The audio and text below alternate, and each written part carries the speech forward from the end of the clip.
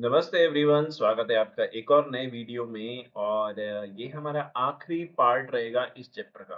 ठीक है, तो ये चैप्टर भी अपना खत्म हो जाएगा क्लास 10th का। और अभी दो चैप्टर और रह रहे हैं, बाकी सब सब क्लास 10th का सारा कंप्लीट हो गया पीछे का।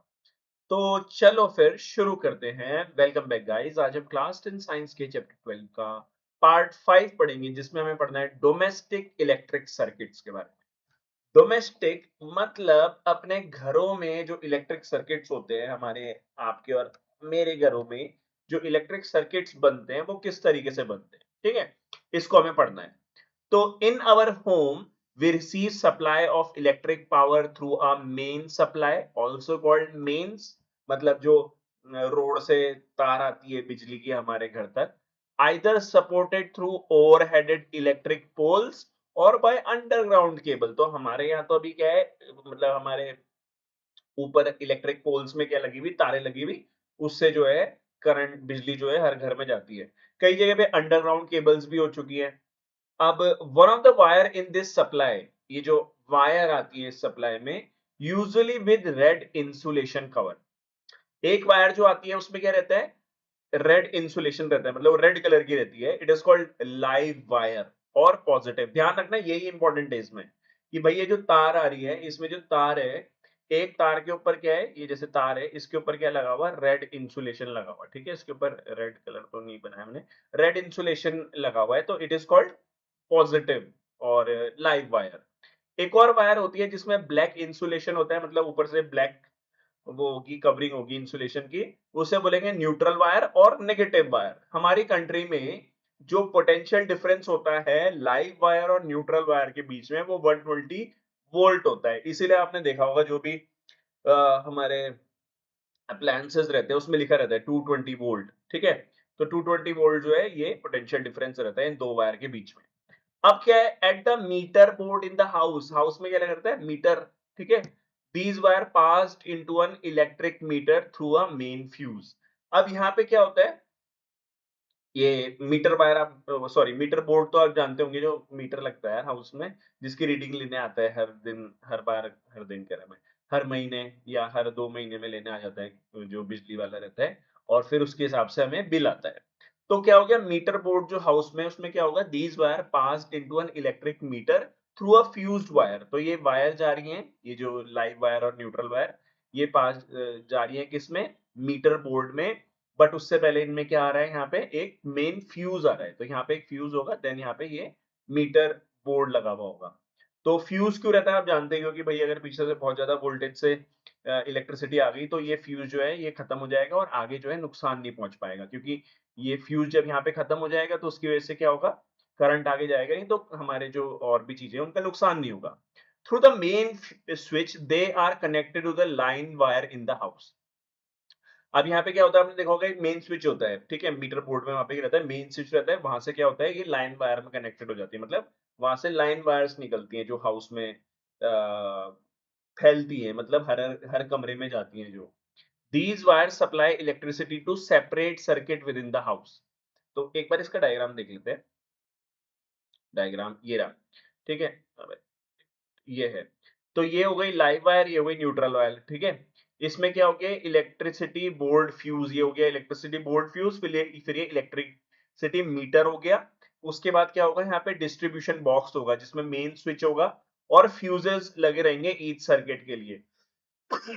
उसके बाद क्या होगा, इसे डिस्ट्रीब्यूशन बॉक्स क्यों बोलते हैं, क्योंकि यहाँ से जो वायर है वो घरों में अलग अलग कमरों में चली जाती है। ठीक है, ओके, तो ये मेन इस तरीके से कनेक्शन बना हुआ रहता है। अब अगर हम इसको आगे देखें तो क्या है, often two separate circuit are used, one of 15 ampere current rating of appliances with higher power rating such as geyser, air cooler। अब आपने देखा होगा कि जो गीजर होता है, उसमें गीजर का जो वो नहीं लगता, सॉकेट जो लगाते हैं हम उसमें, वो बड़ा होता है।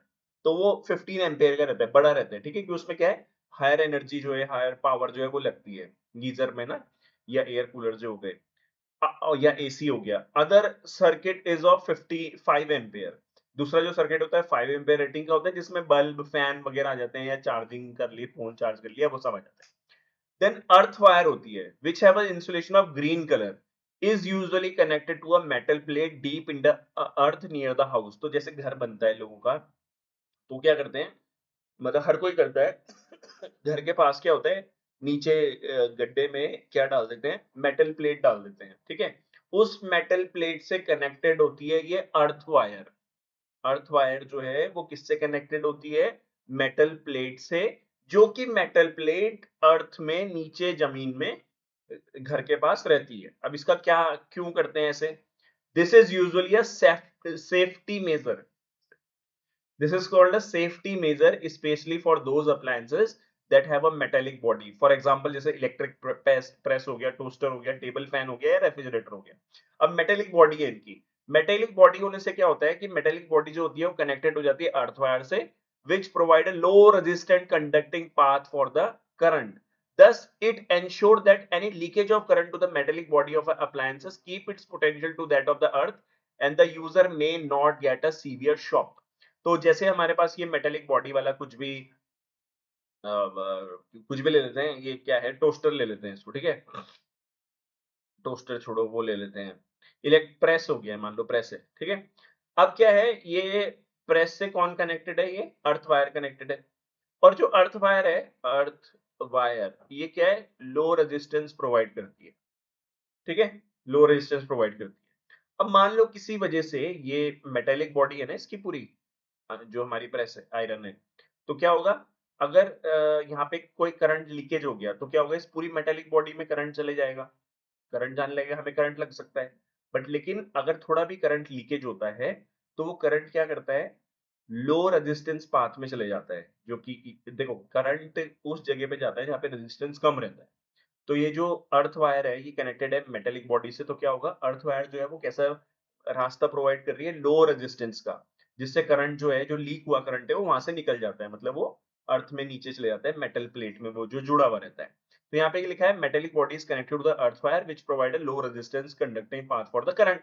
दस इट एंश्योर दैट कोई भी लीकेज होता है करंट में मेटेलिक बॉडी में, तो क्या होगा कि वो कहाँ चले जाएगा, सीधे अर्थ वायर के थ्रू नीचे चले जाएगा, क्योंकि अर्थ वायर क्या प्रोवाइड कर रही है, लो रेजिस्टेंस पाथवे, तो वहां पे वो करंट जो है चले जाएगा। तो ये रही अर्थ वायर, ठीक है, हर उससे कनेक्ट रहती है। तुमने देखे होंगे 3 होल्स होते हैं ना ऐसे सॉकेट में, तो ये वाला जो होता है ये अर्थ वायर से कनेक्टेड होता है, ठीक है। अच्छा, अब फिगर 12.15 में अगर आप देखोगे schematic diagram of one of the common domestic circuit, ये एक घर का डोमेस्टिक सर्किट है। In each circuit, in each separate circuit different appliances can be connected across the live and neutral wire. अब यहाँ पे क्या है, अलग अलग अप्लायंसेस कनेक्टेड है, जैसे यहाँ पे कनेक्ट हो गया, यहाँ पे कनेक्ट हो गया, यहाँ पे कनेक्ट हो गया, अलग अलग अप्लायंसेस। और each appliances has a separate switch on and off the flow of current through it। वो पता ही है आपको, ऑन एंड ऑफ के लिए अलग अलग बटन हर किसी में रहते हैं। तो in order that each appliance have equal potential they are connected parallel to each other। अब यहाँ पे हमने पढ़ा था करंट इलेक्ट, वो जो हमारा इलेक्ट्रिसिटी वाला चैप्टर था उसमें, कि भाई अगर सीरीज है तो सीरीज में करंट सेम रहता है, पोटेंशियल डिफरेंस अलग रहता है, और पैरेलल में करंट अलग अलग हो जाते हैं बट पोटेंशियल डिफरेंस सेम रहता है। तो ये जो अप्लायंसेस हैं सारे के सारे कैसे कनेक्टेड होते हैं, पैरेलली। पैरेलल कनेक्ट होने से क्या होता है, इनका जो पोटेंशियल डिफरेंस रहेगा वो सबको क्या मिलेगा, इक्वल, जो कि क्या रहेगा 220 वोल्ट। ये लाइव वायर न्यूट्रल वायर के बीच में ये रहा ना 220 वोल्ट, तो ये रहेगा, इसलिए पैरेलल जो रहता है इस तरीके से रहता है। अच्छा, अब क्या है, electric fuse is an important component of all domestic circuit. Fuse का काम पहले तो क्या होता है, देखो तुम समझो, ये फ्यूज है, यहाँ से करंट आ रहा है, ठीक है, ये वायर से करंट आ रहा है, और आगे मान लो टीवी है, ठीक ठीक है, टीवी है।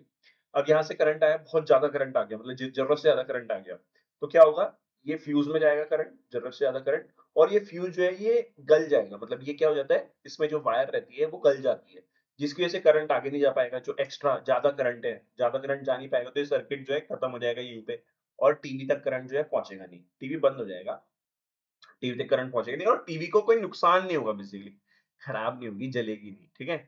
तो we have already studied the principle and working of fuse in the previous chapter, ये हमने पढ़ लिया था। फ्यूज जो होता है सर्किट में वो क्या करता है, प्रिवेंट करता है डैमेज ऑफ अप्लायंसेस, जो अप्लायंसेस होते हैं उसको जलने से बचाता है। And the circuit due to overloading, कोई ओवरलोडिंग हो गई तो उस सर्किट को भी बचाता है, कौन, फ्यूज। ओवरलोडिंग कब होती है, ये इंपॉर्टेंट है। Overloading can occur when the live wire and neutral wire come in direct contact. Live live wire neutral wire से कांटेक्ट में आ गई तो ओवरलोडिंग हो जाती है. This occurs when the insulation of wire is damaged. ठीक है, इंसुलेशन जो होती है ऊपर की वो कवरिंग रहती है, पीवीसी की रहती है शायद, वो हट जाएगी तो क्या हो जाएगा, दोनों वायर अगर कनेक्ट हो गई तो ओवरलोडिंग हो जाएगी. ठीक है, तो ये हो सकता है. In such situation the current in the circuit abruptly increase, एकदम सर्किट में जो करंट है वो बढ़ जाएगा, और इसे बोलते हैं शॉर्ट सर्किटिंग. शॉर्ट सर्किट हो गया ना, वहां पे शॉर्ट सर्किट बन गया, मतलब वो दोनों कनेक्ट हो गए.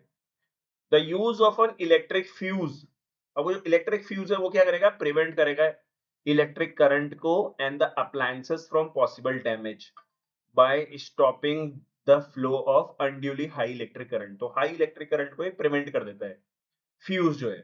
अब जूल्स हीटिंग जो हमने पढ़ा था, joules law of heating, H is equal to I square RT that take place in the fuse melt it to break the electric circuit. अब हमने क्या पढ़ा है कि जब हाई करंट आएगा तो हीटिंग बढ़ेगी, क्योंकि करंट की वजह से हीटिंग होता है, जिसकी वजह से क्या होगा, जो फ्यूज है वो मेल्ट हो जाता है. फ्यूज मेल्ट हो जाता है तो इलेक्ट्रिक सर्किट जो है वो ब्रेक हो जाता है. ये हमने अभी दोबारा पहले भी कर लिया था.